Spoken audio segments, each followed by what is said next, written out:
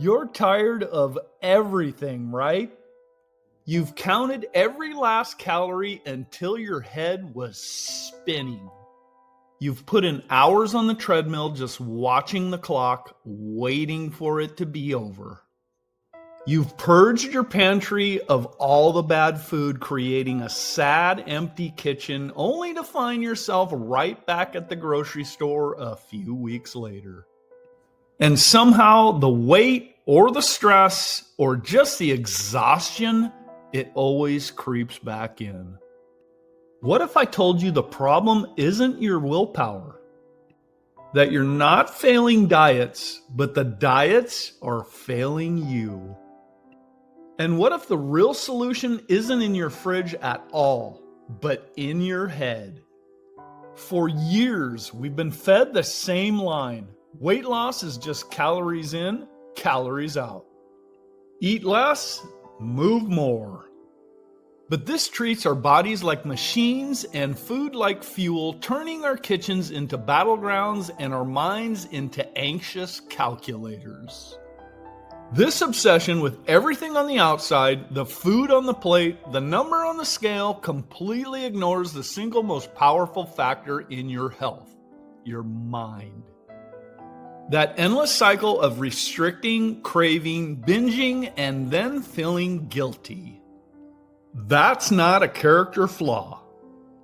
It's a psychological loop. And the best part is, you can break it. Not by trying harder, but thinking differently. The fridge fallacy, why traditional dieting fails. Let's be real. The old way of dieting is exhausting. It's built on rules, restriction, and punishing ourselves. We slap good and bad labels on food, which then makes us feel good or bad for eating them. This creates a vicious cycle of guilt and shame around the very thing that's supposed to nourish us. This all or nothing thinking is a massive psychological trap.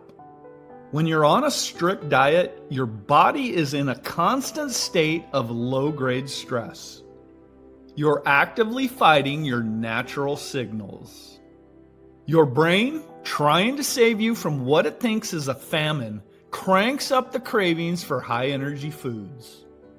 This isn't you being weak. It's a primal survival instinct kicking in. Then there's the other piece of the puzzle, distracted eating. We eat at our desks in front of the TV while scrolling through our phones. We're just eating on autopilot. A review of dozens of studies found that eating while distracted leads us to eat more right then and there, and we don't feel as full later, making us more likely to snack. Your brain is so busy keeping up with the TV show or your social media feed that it doesn't properly register the food you're eating or the fullness signals your body is sending. You can finish an entire meal and have almost no memory of how it tastes. That's mindless eating, and it's a huge reason why so many of us struggle. We keep looking for the fix in the fridge, swapping one food for another, when the real problem is we're not even paying attention in the first place. The head revelation, the power of your mind. The real change happens when you stop fighting your body and start working with it. The secret is to shift your focus from what you're eating to how and why you're eating. This is the heart of mindful eating. Mindful eating is not a diet. Let me say that again. Mindful eating is not a diet. There are no forbidden foods, no calorie counting, and no guilt. It's simply the practice of being fully present with your food. It's about bringing a sense of curiosity to your meals, your body's signals, and your emotions without judging yourself. Be sure to click the subscribe, like, and notifications button for more videos like this one. The practice comes from the idea of mindfulness, which is all about focusing on the present moment. When you apply it to eating, it's a game changer. It turns eating from a mindless habit into a conscious and enjoyable experience. Instead of following a rigid set of rules, you learn to trust your own body's wisdom. You start hearing the subtle cues your body sends all day long, cues we've been trained for years to ignore. Research shows this approach doesn't just change your habits, it improves your entire relationship with food and leads to better body satisfaction and psychological well-being. The how-to: 4 practical steps to mindful eating. So how do you actually do this? Here are 4 simple practical steps you can try today to go from mindless to mindful eating. Step 1. Use the hunger and fullness scale. Before you eat, just pause and check in. On a scale of 1 to 10, where 1 is starving and 10 is Thanksgiving full, where are you? Real physical hunger usually creeps up on you. Maybe you're at a 3 or a 4. The goal isn't to wait until you're a 1 or eat until you're a 10. The sweet spot is to start eating when you feel hungry and stop when you're comfortably satisfied, maybe around a 6 or a 7. Halfway through your meal, pause again. Put your fork down. Where are you on the scale now? This simple check-in reconnects you to your body's signals, which are way smarter than any app. Step 2. Have a 5 senses meal. I challenge you to try this with just 1 meal this week. Put all distractions away, no phone, no TV, no laptop. Just you and your food. Before your first bite, engage your senses. First, look at your food. Notice the colors and the shapes. Then smell it. What aromas do you notice? Now listen. What sounds does it make as you cut into it? Next, as you take a bite, notice the texture in your mouth. Is it crunchy, soft, creamy? Finally, focus on the taste. Chew slowly. See if you can pick out the different flavors. Put your fork down between bites. It might feel a little weird at first, but by slowing down, you seriously increase your satisfaction. Food becomes more flavorful, and you'll likely find that you feel full and happy with less. Step 3. Differentiate your hungers. Not all hunger is physical. A lot of the time we eat for other reasons. We're stressed, bored, sad, or even just procrastinating. Mindfulness gives you a moment to pause and ask, what am I really hungry for?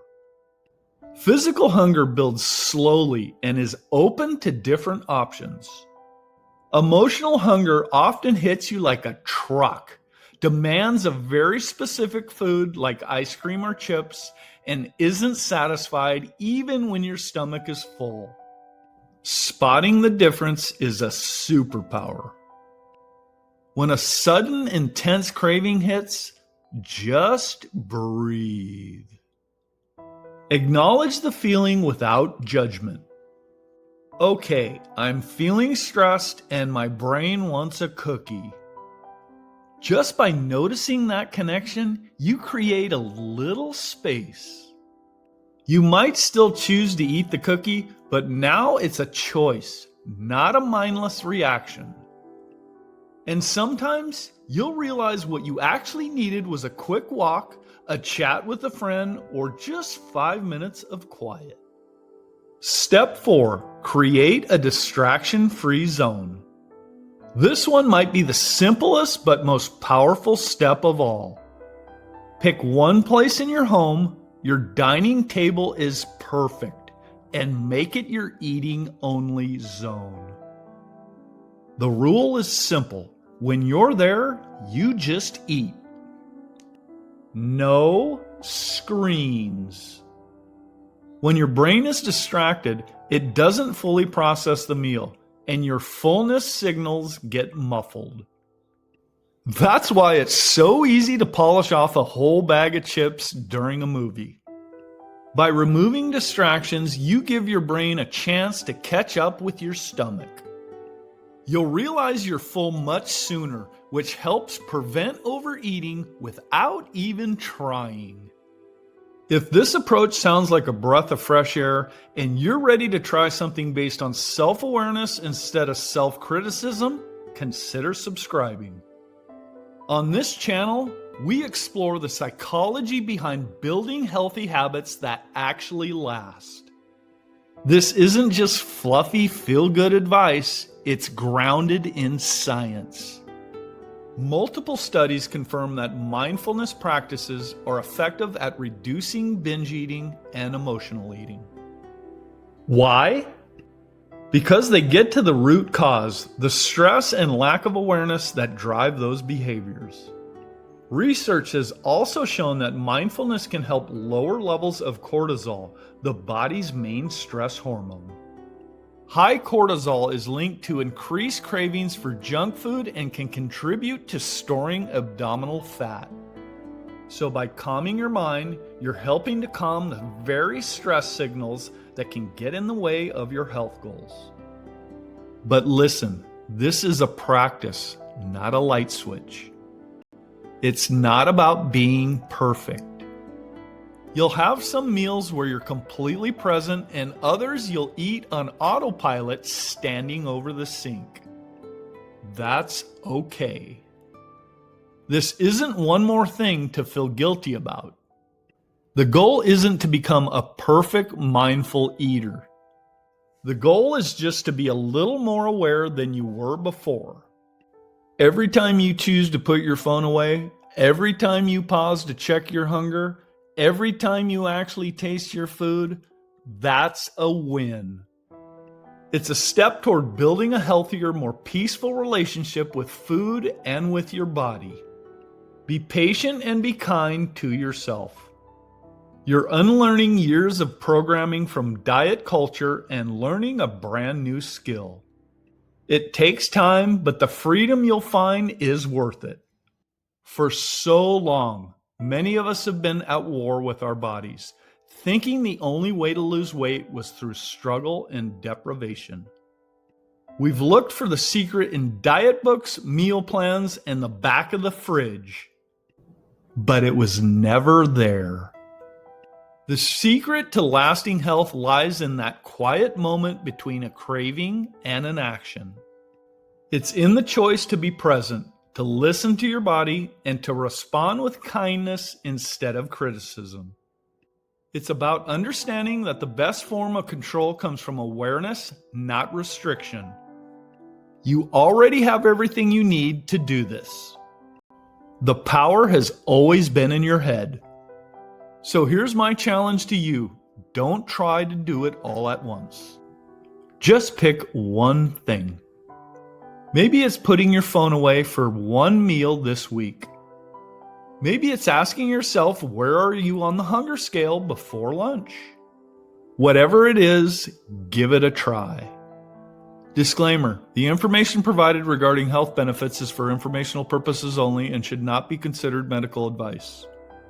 Always consult a healthcare professional before starting any new health regimen, treatment, or if you have any questions regarding a medical condition. Individual results may vary, and the effectiveness of health benefits can differ based on personal circumstances. The content is not intended to diagnose, treat, cure, or prevent any disease. Then I'd love for you to come back and share how it went in the comments. What did you notice? How did it feel? Your story might be exactly what someone else needs to see to start their own journey. Be sure to check out our other videos on healthy eating. Thank you for watching.